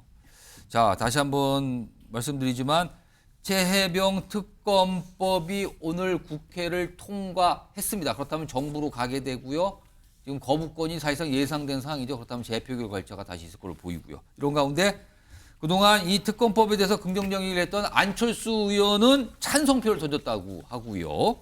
그리고 김재섭 의원의 경우는 반대표를 던졌다. 지금 보시면 뭐가 이렇게 표시가 돼 있네요. 안철수 의원 앞에 파란 점, 녹색 점이 찍혀 있죠. 이건 찬성이고요. 김재섭 빨간 점이 찍혀 있죠. 이건 반대 표시입니다. 이렇게 또 정광판에 찬반 이름이 이렇게 올라가 있기도 합니다. 안철수 의원한테 지금 질문이 많이 쏟아지겠네요. 지금요. 앞으로 어떻게 할 것입니까? 무슨 생각이십니까? 그리고 지금 김기웅 전 부대변인은 안철수 의원들로 아마 설득돼서 아마 재표결 되면 반대할 거라고 했는데 그걸 또 인용해서 혹시 어떻게 생각하시면 이렇게 물어볼 수도 있을 것 같아요. 지금 상황이요. 지금 국회가 굉장히 어수선할 거로 지금 전망이 됩니다. 알겠습니다. 자, 다음 주제로 가보죠. 이 장면도 오늘 굉장히 주목받았는데요. 그 주제 다뤄보죠. 손잡은 윤한. 손을 잡았다고요? 윤한이면은 윤석열 대통령과 한동훈 전 비대위원장을 말하는 건데 손을 잡았다. 그리고 그 미소의 의미는 무엇일까? 이게 제목입니다. 자, 우선 손을 잡는 그 모습부터 확인해 보시죠.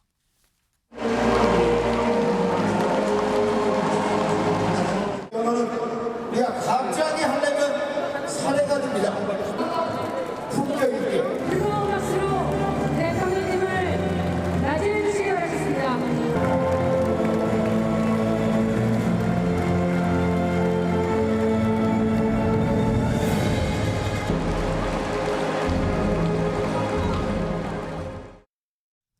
저런 모습이었어요. 오늘요, 국민의힘 당권 주자 가운데 3분이 참석을 했죠. 나경원, 원희룡, 한동훈, 그리고 차례로 악수를 했는데 시청자 여러분 어떻게 보셨는지 모르겠습니다. 저런 분위기가 과연 어떤 분위기였는지요.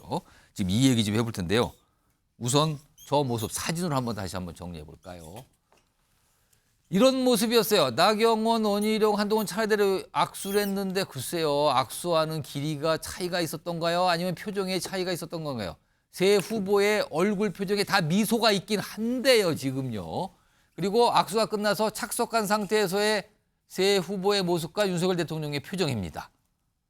자, 이게 때가 때인 만큼 굉장히 주목을 받았거든요. 오늘 자유초연맹 행사장이었었는데요. 자, 그럼요. 패널 네 분께 질문을 하나 드릴 건데 화면 보겠습니다. 이 질문에 답을 써주시는 거예요. 윤석열 대통령과 오늘 악수했죠. 조우한 한동훈 전 위원장 지금 무슨 생각을 하면서 악수를 했을까? 이게 질문입니다. 써주셨죠? 앞에 들어주세요. 자, 네 분 다 쓰셨는데 한 분씩 볼까요? 일단 제목이 여러 가지가 나왔어요. 지금요. 일단 김상일 평론가부터 쓰셨는데 일단 어색이라고 쓰셨습니까? 어색함이 좀 드러나는 것 같고요. 네, 확실히 한동훈 후보가 어색하다. 정치를 한 시간이 좀 짧긴 짧은 것 같아요. 지금 이 김상일 평론가 모습 그대로 잡아주시고요. 카메라로. 그리고 아까 봤던 그 영상 다시 한번 흘려주시기 바랍니다. 한번 볼까요? 지금 보시면 인사하죠? 인사를 합니다. 짧았나요, 상대적으로? 김상일 평론가. 예. 그리고 지속해서 응시를 하거나 주빈이잖아요, 일종의. 응시를 하거나 이렇게 이런 게 없잖아요. 바로 딴 데를 봐요. 자세를 바로 잡으면서 옆에 다른 후보에 비해서 상대적인 건가요, 지금? 그래서 아직은 정치를 시작한 지 얼마 안 된 모습이 드러나는구나. 일단 윤석열 대통령을 만나 악수하는 게 뭔가 상황이 좀 어색하다. 그리고 밑에는 뭐라고 쓰셨어요? 피할 수는 없고. 그럼 약간 불편했다는 뜻입니까? 그렇죠. 피할 수는 없고. 저는 그렇게 생각을 하고요. 예. 근데 저런 게 오히려 또 어떤 사람들에겐 좋아 보일 수도 있을 거예요. 요새는 뭐 정치인들이 너무나 뻔뻔하니까. 아무렇지도 않은 듯이 막 웃고 뭐 어깨 동무하고 그러는데 뒤에 가서는 딴소리하고 이런 사람 너무 많잖아요. 오히려 저렇게 좀 드러나는 게 더 나을 수도 있다는 생각도 들어요. 알겠습니다. 이번에는 반대편으로 와서 서정욱 변호사는 뭐라고 쓰신 거예요? 소리 장도. 무슨 뜻입니까? 이거는 이제 그 사자성어인데요. 웃는 얼굴 속에 칼을 감추고 있다는 거예요. 앞에 소가 미소의 그 소를 말하는 겁니까? 장도의 도는 칼도. 제가 근데 그 당이론과 현실적으로 분석의 패널이면 당이론적으로는 이제 윤 대통령하고 한 위원장은 저는 운명 공동체라 봐요. 물과 물고기, 수어지교. 따라서 이게 화합, 통합을 해야 되는데 냉정하게 현실을 지금 분석하는 게 패널이잖아요. 현실적으로는 이제 그 대통령하고 한동훈 위원장 사이에 아직은 벽이 있다고 봅니다. 그러면은 아직 이게 벽이 있다. 불편하다 지금 한동훈 전 위원장. 그래서 소리장도 굉장히 무서운 얘기인데요. 이 말은 이제 저는 그래 봐요. 대통령실의 기류는 원희룡, 나경원이 단일화해서 한 위원장을 이겨라. 이런 게 기류라고 저는 봅니다. 아까 악수의 길이도 그렇게 차이가 났다고 보시는 악수나 이게 모습 보면 금방 알잖아요. 그렇게 느끼셨습니까? 보면 금방 알잖아요. 이게 현실적인 분석이죠. 이게 당이론적으로 좋다는 게 아닙니다. 저는 원팀이 돼야 된다고 보는데 아직까지 한 위원장과 대통령실의 갈등은 남아있다. 풀리지 않았다. 소리 장도의 미소와 칼 얘기까지 꺼내놓으면서 이렇게 보는 게 현실적인 분석이에요. 알겠습니다. 근데 그래도 칼이라고까지 얘기하면 굉장히 강한 분석이었는데 지금 말씀하신 동안 속보가 또 들어왔습니다. 지금 최혜병 특검법 국회 통과 관련해서 대통령실이 입장에 나왔는데 헌법 유린 개탄한다는 입장이 지금 속보로 나와 있습니다. 요겁니다.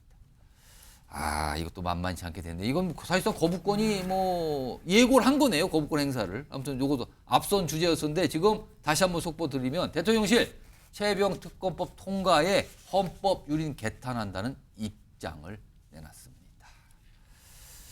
자, 지금 윤석열 대통령과 한동훈 전 위원장 악수 얘기 들고 계세요. 답을 써서 들고 계세요. 시청자 여러분께 계속 보여주시고요. 어색 나왔고요. 소리 장도란 분석까지 나왔습니다. 굉장히 강한 표현인데 자, 이번엔 또 건너편으로 가서 윤경호 소장님 무의미하다. 저는 뭐 한동훈 위원장의 속내보다는 저 모습 자체가 아무 의미가 없는 거다. 이를테면 만남이라고 표현을 하기에는 너무나 짧고 의례적이고 더군다나 윤 대통령이 한동훈과 눈인사를 했다라고 보기도 어려운 지경이니까 저런 식의 스쳐 지나가는 거는 우리가 지금 만남이라고 하기에는 너무나 그러면 조우 정도라고 해야 될까요? 뭐 그런 정도죠. 저기 와 있는 여러 사람들 중에 하나에 불과한 거지.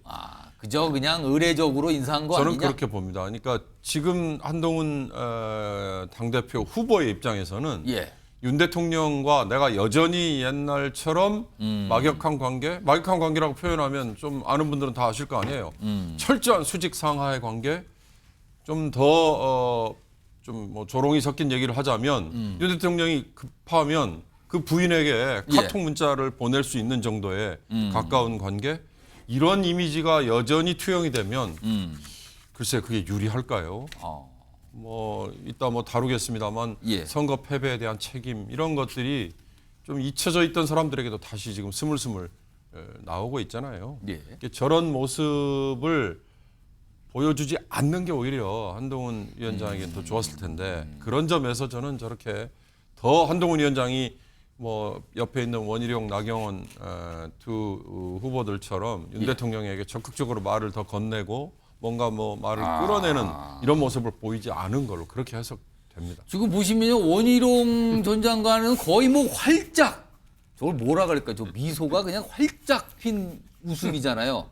반면에 한동훈 위원장은 약간 미소를 줬다가 조금 뭔가 약간 다르죠? 분위기가 확실히 다릅니다, 지금. 너무나 의례적으로 그냥 인사만 하고 말잖아요. 그리고 옆에 있는 나경원 의원 경우도 굉장히 미소를 활짝 띈 것 같고요. 참 묘한데요, 지금 상황이. 일단 마지막으로 김기용 전 부대변인은 밥이라고 쓰셨어요. 무슨 뜻입니까? 이게 보면 한동훈 전 비대위원장 표정을 봤을 때 좀 어색하잖아요. 근데 머릿속에 뭐가 있을까 생각해 보면 지금 계속 뭐 배신의 정치다, 배신 프레임에 지금 놓여 있는데 저는 배신으로 나가지 않더라도 소통과 신뢰 그런 부분에 있을 때 저는 좀 이해가 안 되는 부분이 있습니다. 뭐냐면 대통령이 그 기자회견 때 국민들 앞에서 한동훈 전 비대위원장과 언제든지 만날 수 있다, 밥 먹을 수 있다 그렇게 얘기를 했거든요. 그래서 저는 한동훈 전 비대위원장이 만약에 다시 당권을 위해서 선거에 전대에 나온다고 한다면 저는 반드시 밥을 먹을 거다 생각했습니다. 이 밥이 대통령이 예전에 그런 말을 했습니다. 혼밥하지 않는다 얘기했거든요. 밥이 밥을 먹는 게 아니라 그 사람과의 소통이죠. 그냥 얘기하는 것보다는 차 마시는 것보다는 밥을 먹는 게 낫고 그러다 보면 속 깊은 얘기도 하는 거죠. 그러니까 한동훈 전 비대위원 입장에서는 지금 어색한데 그때 내가 그래도 한번 밥 먹고 그랬으면 좋았을 텐데 그런 생각을 하고. 그 생각을 하지 않았습니까? 네, 그런 생각을 하면서 생각할 때 약간 표정이 미소를 졌다가 입을 빠르게 다무는 약간 이런 모습이란 말이에요, 지금. 그러니까 대통령의 표정이 제일 중요한데 대통령 표정은 아직 우리가 모르기 때문에 뒷모습이라서 아직 안 보였어요, 저거는. 그렇기 때문에 한계가 있긴 한데 한동훈 위원장의 그 표정은 뭐냐면 보고 나서 이렇게 약간 다른 데 시선이 있습니다. 그러니까 그가 뭔가 이렇게 아쉬움이 있다는 거로 저는 좀 해석을 하고 싶은데. 네 분야 다양하게 해석해서 내려주시기 바랍니다. 이런 상황에서 아까 한동훈 전 위원장에서 악수 뒤에 활짝 웃고 있었던 원희룡 전 장관. 어제는 대구에 가서 바로 이분을 만났습니다. 어떤 행사장에서. 그리고 관련된 얘기들이 많이 나오고 있는데 우선 영상부터 좀 보겠습니다.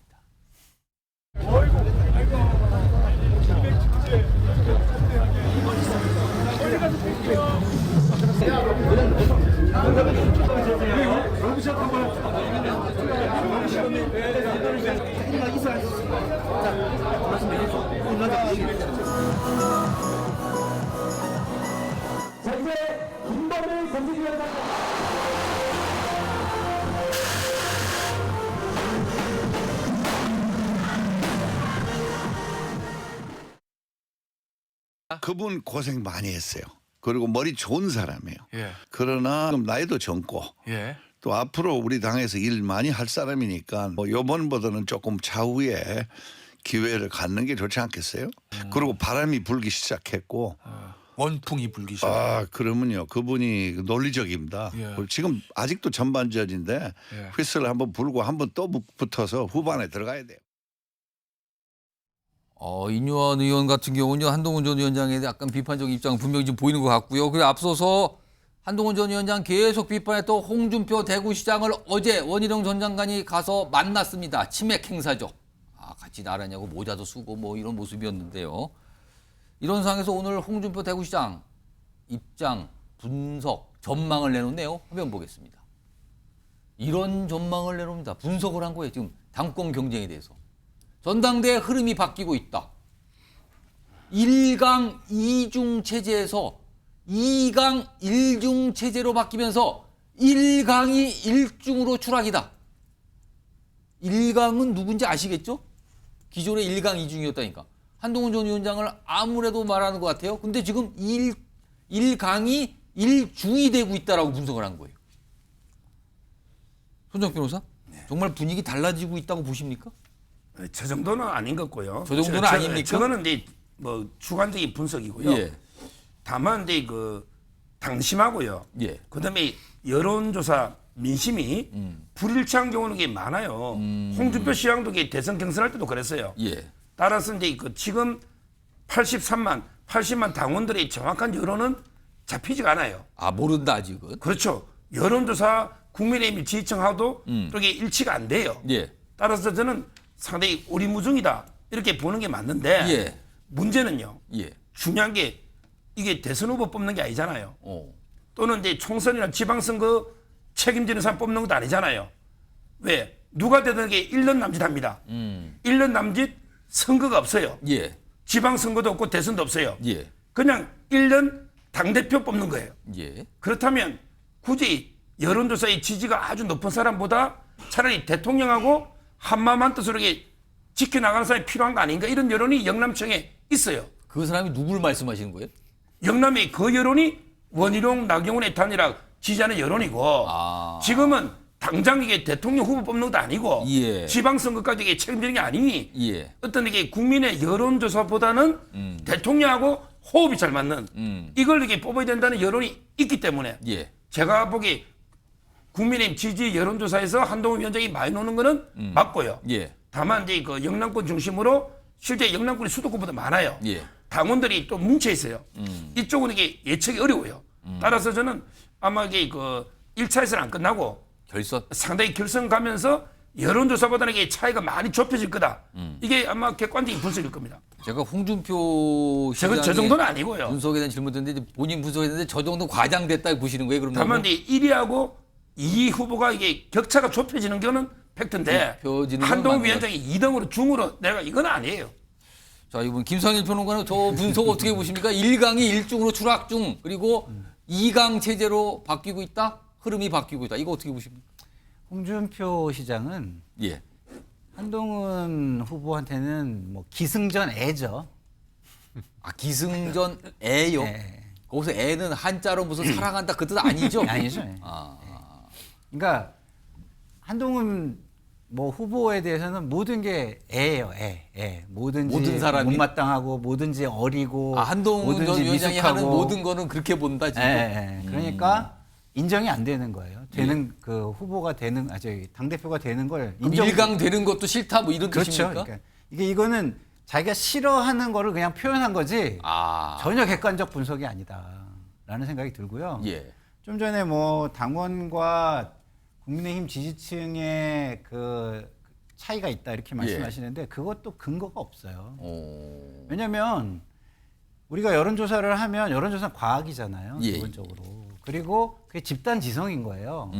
그러면 당원 중에서도 예를 들어서 우리가 국민의힘 지지층이 아닌 중도층과 민주당 지지층까지 같이 해가지고는 아닐 수 있어요. 뭐 당연히 아닐 수 있죠. 그거는. 그렇지만 국민의힘 지지층, 대통령 지지층만 놓고 한 여론조사는 비슷할 수 있다고 저는 봐요. 그렇게 보는 게 맞다고. 그게 틀리다는 거는 뭘로 제가 입증하는지 제가 뭐 구체적으로 듣지 못했기 때문에 팩트를 듣지 못했기 때문에 그렇게 얘기하는 건 그냥 주관적인 평가다 이렇게 말씀드릴 수밖에 없고 여론조사 얘기를 뭐 구체적으로 할 수는 없으니까 하면 또 이제 찾으셔야 되니까 할 수 없으니까 보면은 그냥 일반적으로 보면 요새 나오는 모든 여론조사가요 대통령 지지층, 국민의힘 지지층에서도 한동훈 비대위원장의 그 흐름이 약간은 꺾여 있지만 예. 오차범위 내기 때문에 거의 차이가 없습니다. 알겠습니다. 근데 그거는 팩트의 문제인데 선례가 있습니다. 어떤 선례요? 얼마 전에 그 국민의힘의 그 나경원 후보하고 이제 이준석 대표가 경합했죠. 그렇죠. 경쟁했죠. 그때 여론조사를 찾아보세요. 예. 국민의힘의 지지층에서도 이준석 대표가 압도적으로 이겼어요. 24% 정도. 압도적으로 이겼어요. 그런데 그러면 이게 당원 투표도 이기게 되잖아요. 근데 그렇지 않았다는 겁니까? 당원 투표에 4% 나경원이 이겼습니다. 그때 7대 3이었어요. 약간 반대로 됐네요. 그러면. 그렇죠. 그건 나경원 후보가 계속 이야기하는 그런 팩트가 있어요. 알겠습니다. 뭐 시청자 여러분 참고하시고요. 아무튼 분석을 두 분 모두 저 정도는 아니고요. 저 정도는 아니고 약간 이런 분석이신데 이런 가운데 한동훈 전 위원장 사실은 홍준표 대구시장에게 만나자고 전화했지만 2번이나 거절당했고요. 그다음에 이철우 경북지사도 만나자고 했지만 뭐 일정상 바빠서 안 됩니다. 이런 이유로 들어서 불발됐잖아요. 뭐 더 제한할 수도 있다는 얘기가 나오고 있지만 그런 가운데 오세훈 서울시장을 만난다 그러네요. 화면 보겠습니다. 자, 내일입니다. 서울역 쪽방촌 동행식당에서 조찬회동 아침에 만난다고 합니다. 그러니까 이게 쪽방촌 동행식당이니까 이게 이제 어려우신 분들에게 하루 한 끼 무료 식사 제공하는 이런 곳이거든요. 그래서 이게 약간 어려우신 분들, 약자나 서민 친화적인 뭐 이런 행보 아니냐라고 이제 해석이 가능한데 일단 오세훈 시장을 만나는 거예요. 그런데 오세훈 서울시장이 오늘 뭔가 얘기를 좀 합니다. 그 얘기 좀 들어보시죠. 뭐 그 여의도 문법 안 쓴다, 용어 안 쓴다 그러셨던 분조차도 요즘에 말씀하시는 거 보면 여의도 문법에 지금 슬슬 젖어 들어가시는 것 같은데. 그렇죠. 예, 이 윤석열 정부 어떻게든 국민들로부터 지지받고 사랑받는 정권 만들어야 할 거 아닙니까? 네. 아직 임기 반환쯤도 돌지 않았는데. 여의도 문법 얘기를 한 거 보니까 이게 한동훈 전 위원장 얘기를 하고 있는 것 같은데 약간 뭐 젖어 들어가는 거 아닙니까? 라고 약간 지적한 것 같기도 하네요. 하여튼 이런 상황에서 만나게 돼요. 김기영 전 부대변인. 한동훈 전 위원장과 오세훈 서울시장 관계가 과연 무엇일까? 우군이로 봐야 됩니까? 그냥 중립적인 관계입니까? 아니면 약간 살짝 비토적인 관계가 있는 겁니까? 뭐로 봐야 되는 겁니까 지금? 내일 만나는 곳이 동행식당인데 지금은 동행하지만 결국은 제가 볼 때는 경쟁 관계다. 경쟁 관계로 간다. 그럼요. 예. 지금 오세훈 시장 입장에서는 한동훈 후보가 만나자고 했을 때 거절할 이유는 없는 것 같습니다. 여튼 1위 주자고 가장 핫한 인물이기 때문에 만나서 자기가 자기의 어떤 브랜드인 어떤 그 서민과 약자에 대한 그런 브랜드 효과 그리고 이런 것들을 좀 얘기하면서 자기가 경험 있는 정치인이라는 걸 좀 보여줄 것 같고요. 오늘 어떻게 보면 저 라디오 인터뷰를 통해서 본인이 하고 싶은 얘기를 한 거죠. 결국은 우리가 코끼리를 생각하지 마 이런 얘기가 있지 않습니까? 그러니까 배신자 프레임에 대해서 저도 이제 오세훈 시장과 좀 비슷한 생각을 하고 있는데 자꾸 그 배신의 프레임에 매몰돼 있다는 생각을 하거든요. 그 워딩에 얽매여서 자꾸 설명을 하는데 차라리 다른 워딩을 쓰면 되는데 여기에서는 이제 윤석열 정부를 국민으로부터 사랑받게 만드는 것이라고 얘기를 했죠. 그리고 저는 오세훈 시장 입장에서는 마지막에 있어서 2027년 대선에 있어서 자기한테 가장 강력한 라이벌이 누굴까 보면 저는 한동훈 전 비대위원장이라고 생각하는데 한 장관이 여튼 당권을 혹시 잡게 되면 이재명 대표와의 강대강이 이루어질 겁니다. 그럴 때 사람들이 자꾸 이 국회가 이렇게 되는 부분에 대해서 피로감을 좀 느낄 수 있거든요. 그런 차원에서 봤을 때 경험이 있으면서 뭔가 중도적이고 통합적인 리더십을 보여줄 사람은 자기다. 이런 식으로 저는 선거 전략을 짤 거라고 생각합니다. 그런 관점에서 본다면 오늘의 만남이 차후에 또 뭔가 회자되지 않을까 싶습니다. 당장은 동행관계 그러나 시간이 지나면 경쟁관계 이 말씀인데요.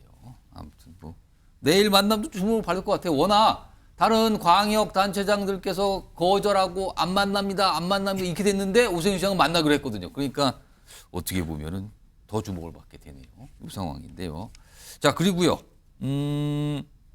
지금 원희룡 전 장관이 당권 경쟁 관련해서 이제 후보들끼리 서로들 뭐 지적을 하고 이런 게 많은데 일단 원희룡 전 장관 나경원 의원이 오늘 예를 들면 격돌한 셈이 됐어요. 어떤 한 가지 내용을 갖고요. 그 앞서서 그 비슷한 맥락의 얘기를 어제도 했는데 먼저 들어보겠습니다. 비상대책위원장 100일 동안 그리고 총선 이후에 70일 동안 과연 어떠한 소통이 있었기에 지금 이 관계가 좀 이 상태까지 악화된 것인지 저 수평적 당정관계라는 것은 말로 되는 게 아니라 쌓여진 신뢰, 그리고 서로 그 소통을 해본 경험, 그동안의 정치 경험, 예. 이게 있어야 가능한 거지 알겠습니다. 말로만 되지 않습니다.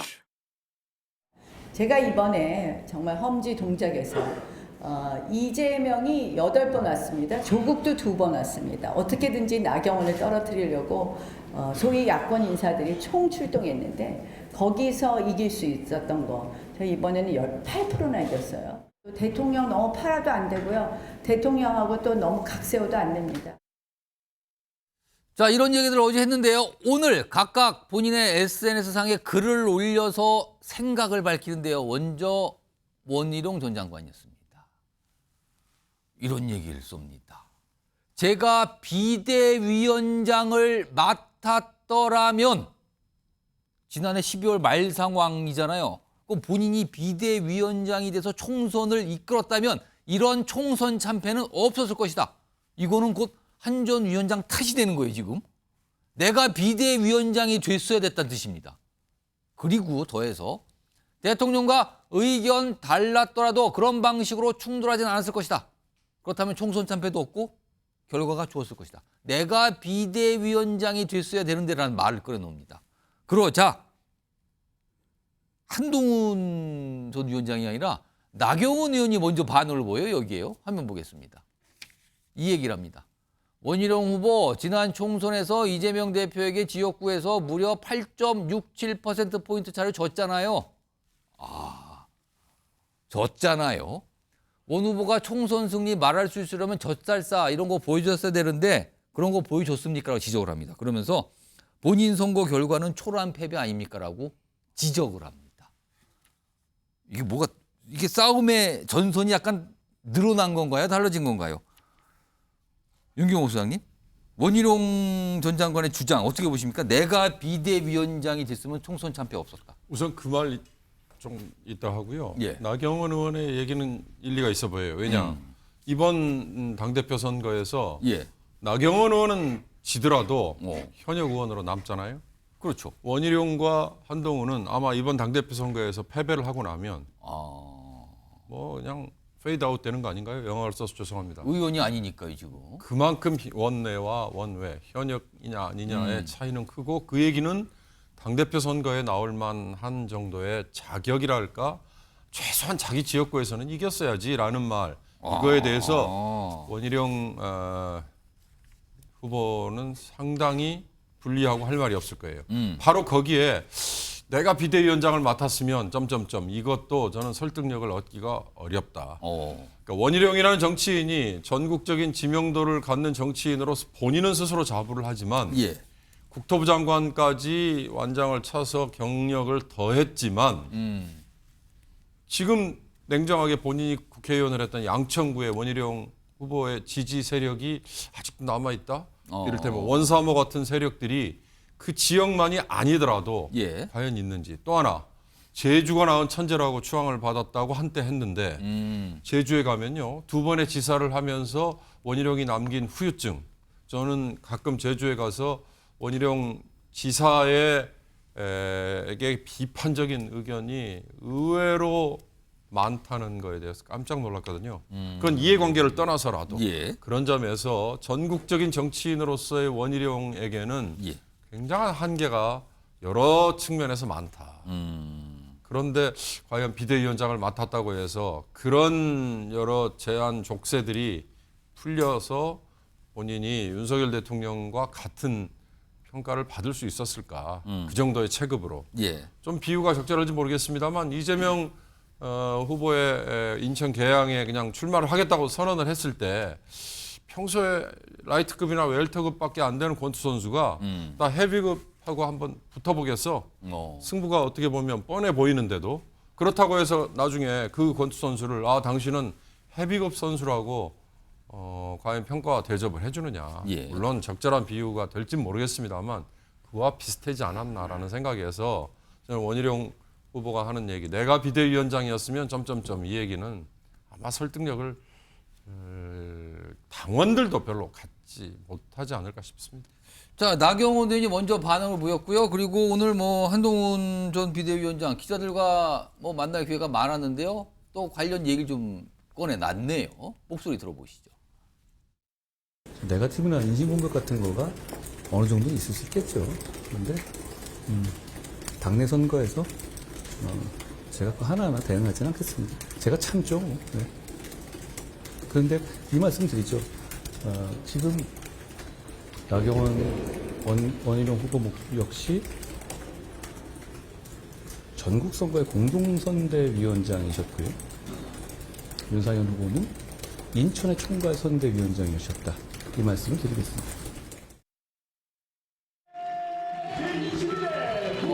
한동훈 전 의원 답은 아니 선거 저 혼자 치는 거 아니잖아요. 각각 위원장 맡았잖아요. 그 뜻이네요. 당시 모습인데 화면으로 당시 상황이 선대위원장들이 어떻게 포진됐었는지 정리해 볼까요? 내용 보시죠. 여기 보면 한동훈 전 위원장이 총괄선대위원장, 그리고 나경원, 원희룡 공동선대위원장, 윤상현 인천선대위원장. 아, 다 위원장 맡았다. 그렇지 않습니까? 이건데 손석희 변호사 어떻게 들으셨습니까? 먼저 근데 그 원희룡 후보가 이제 그 가정적으로 한 거 이거는 저는 의미가 없다 봐요. 역사에서 가정이 무슨 의미가 있겠습니까? 예. 그건 누구도 이게 그 검증이 안 되는 주장이고요. 그다음에 그 책임론을 보면요, 저는 이렇게 생각합니다. 책임론은 이제 그 누가 뭐래도 윤석열 대통령이 책임 제일 큰 거예요. 왜? 윤 대통령에 대한 중간 평가니까. 예. 그다음에 책임이 크다면 한동훈 위원장입니다. 총괄선대위원장. 그리고 사실상 1인 선거위원장 했죠. 그다음에 뭐 원희룡 위원장은 저는 젖잘사했다 봐요. 그 어려운 적이 8% 되면 예. 뭐 선전에 싸웠고요. 그래도 책임이 있죠. 지금 와서 이게 서로 내 탓이라고 해야지. 서로 이게 당신도 그때 공동선대위원장 한 거 아니냐. 예. 이렇게 공방하는 거는 별로 이게 보기는 안 좋다. 서로 이게 좀 자기 잘못 탓하는 이게 저는 필요하다 봐요. 소정 변호사님 아까부터 일관되게 조용히 같이 협조해서 갑시다 이 분위기로 말씀을 계속 하시는데 오늘도 저런 모습이 있었어요. 그래서 약간 서로에 대한 지적을 하면서 약간 날이 서 있는 듯하기도 합니다. 다음 마지막 주제 준비되어 있는데요. 지금 민주당에서 지금 검사 탄핵 추진하고 있잖아요. 지금요. 그 내용 좀 가보죠. 심한 주사면 이거 술 먹고 나오는 거 아닙니까? 이 주사도 탄핵 사유인가? 뭐 이런 게 담겨 있다 그래요, 탄핵 사유에? 일단 관련된 목소리부터 들어보시죠. 오늘도 좀 있었습니다. 피소추자 검사 강백 씨는 법에 규정된 직접 수사 범위를 넘어서 명예훼손죄를 수사한 직권남용 의혹과 피소추자 검사 김영철은 국정농단 사건에서 장시호에게 허위 증언을 연습시키고 피소추자 검사 박상용은 지방검찰청에서 음주를 한 후 공용물을 손상하는 죄를 저지르며 피소추자 검사 엄희준은 한명숙 전 총리를 모해할 목적으로 허위 증언을 연습시켜 이재명 대표 기소 등에 관여한 검사 4명의 탄핵을 추진하고 방통위원장에 이어 방통위 부위원장에 대해서도 탄핵을 운운하고 있습니다. 지금의 민주당은 입법 폭주병에 탄핵 난발병까지 심각한 합병증에 걸린 중환자 집단을 보는 것 같습니다. 자, 그럼 민주당에서 밝히고 있는 탄핵 사유 좀 볼까요? 화면에 있습니다. 검사 4명이 대상인데 일단 4명의 검사 뭐 강, 박, 엄, 김 검사 이렇게 나와 있는데 일단 무슨 위법 압수수색 논란, 그다음에 이화영 술자리 회유 논란, 한명숙 모해 유증교사 논란, 뭐 장시호 논란 이런 것도 있는데 여기에 좀 설명은 안 돼 있지만 무슨 주사 얘기도 나오고요. 그리고 지금까지 약간 논란인데 아직 확정이 안 된 사실에 대한 거를 탄핵 사유로 많이 놓았다는 지적이 좀 나오고 있거든요. 특히 다음 사항이 있는데 그 내용은 목소리로 들어보겠습니다. 더욱 놀라운 것은 다음날 아침 검찰청 공안부 민원인 대기실 바닥에 설사 형태의 똥이 대량 발견되었고 남성 화장실 세면대 및 벽면에도 똥이 대량 발라져 있었다고 합니다. 아니 변사 사건 이런 건 들어봤는데 변사건 이런 건 좀 처음 들어봅니다. 김기영 전 부대변인, 그러니까 무슨 주사를 했다. 물론 본인은 아니라고 부인하고 있고요. 그리고 뭐 과거에 없었던 일인데 되게 당사자들이 아니다 또는 아직은 약간 뭐 카더라 또는 아니면 논란이라서 아직 확정이 안 된 사람들이 많거든요. 특히 주사 얘기도 들어갔네요. 아니 저는 국회에서 법사위에서 저런 얘기를 한다는 것 자체도 저번에 보면서 되게 웃었습니다. 진짜 웃으면서 희화되고 있다. 근데 국회가 이게 그런 생각이 사유로 들어갔다고 그러네요. 그렇습니다. 그 사유가 들어간 게 탄핵이란 건 결국은 파면에 이를 정도로 중대하고 명백한 혐의, 죄가 있어야 되는 거 아닙니까? 아니, 술 먹고 그 본인은 지금 부인하고 있는데 술을 먹고 서로 그렇다고 치더라도 예. 그렇게 할 수 있는지를 모르겠고 저는 민주당이 좀 떳떳했으면 좋겠어요. 솔직했으면 좋겠습니다. 차라리 이재명 대표의 심기를 거스른 죄, 예. 그리고 또 의혹을 받고 있는 이재명 대표를 무죄로 만들지 못한 죄, 이렇게 했으면 좋겠습니다. 저는.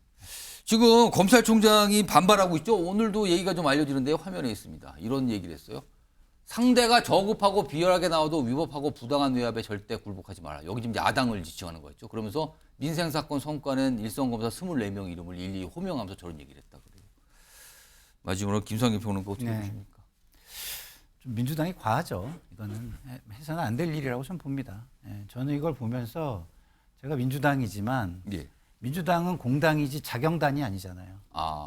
뭐 자경단처럼 우리가 나쁜 놈은 다 잡아가지고 우리가 심판한다 이렇게 생각할 수 없는 거 아닙니까? 그러면 최종 심판자라는 건 제도에서 만들어야 모두가 거기에 동의하는 거예요. 근데 한 편에서 자경단처럼 정의를 구현하겠다고 심판을 하기 시작하면 예. 반대편에 있는 측은 똑같은 행위를 합니다.